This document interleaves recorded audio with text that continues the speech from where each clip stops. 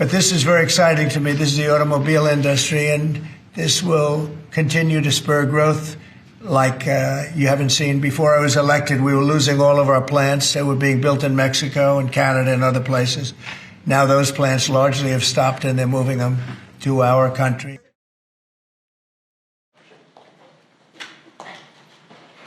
Yesterday, in the latest salvo in his trade war, President Trump again imposed unjustified tariffs on our nation in violation of our existing trade agreements. This time, he targeted the auto industry and the more than 500,000 hardworking, dedicated Canadians that industry supports across our country. Now, the President of the United States is trying to fundamentally restructure his economy. It means our economy, and it means the global economy as well. And I understand and respect his goal to support American workers, but I disagree with him that this is how to help them. With time, it will become apparent that these actions will end up hurting American workers and American consumers. I reject any attempts to weaken Canada, to wear us down, to break us so that America can own us. That will never happen. So this is the beginning of Liberation Day in America. But this is very exciting to me. This is the automobile industry, and this will continue to spur growth like you haven't seen. Before I was elected, we were losing all of our plants. They were being built in Mexico and Canada and other places.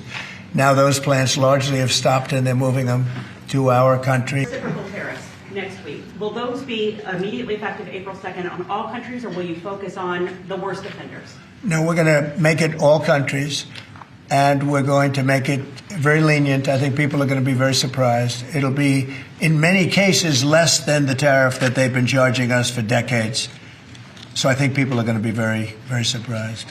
Why is that? On auto tariffs, I think they'll be pleasantly surprised. I don't know. I think we're trying to keep it somewhat conservative. Buy any car you want.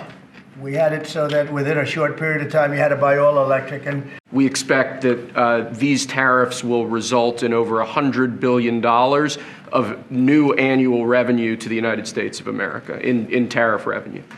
I think ultimately we could probably anywhere from $600 billion to $1 trillion will be taken in over the relatively short-term period, meaning a year from now, within 2 years. And I think we'll be right from the beginning, we're going to be at a very high number. And our response to these latest tariffs is to fight, is to protect, and to build.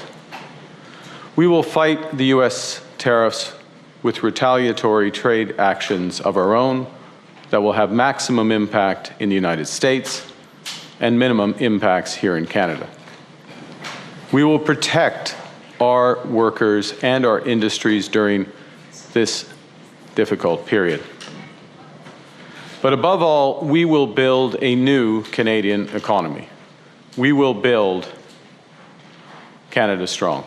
People that think in terms of deductions are very wealthy people, but people are going to start understanding what a good deduction is all about. So we're trying to get approved, if we can.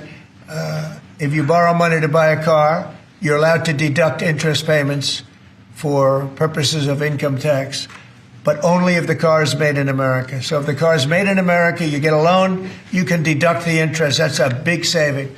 A lot of people in that part of the world, in terms of buying cars, a lot of them don't think in terms of deductions.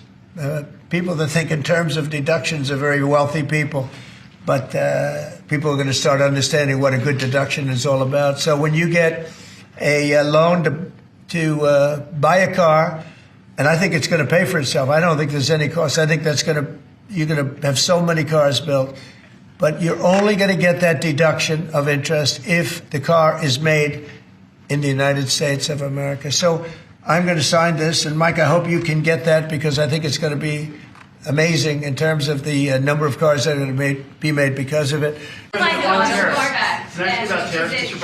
How do you assure that the car coming into the country is fully built? Could an automaker in Germany say, leave the tires off a car? We're going to have very strong policing, and it's pretty easy to do. If parts are made in America and a car isn't, those parts are not going to be taxed or tariffed. And we'll have very strong policing as far as that's concerned. For the most part, I think it's going to lead cars to be made in one location. You know, right now, a car would be made here, sent to Canada, sent to Mexico, sent all over the place. It's ridiculous. The federal government will do everything in its power to protect Canadian workers and businesses. We will be here for you every step of the way. In the past week, my government committed to use every dollar collected from our retaliatory tariffs to protect our workers.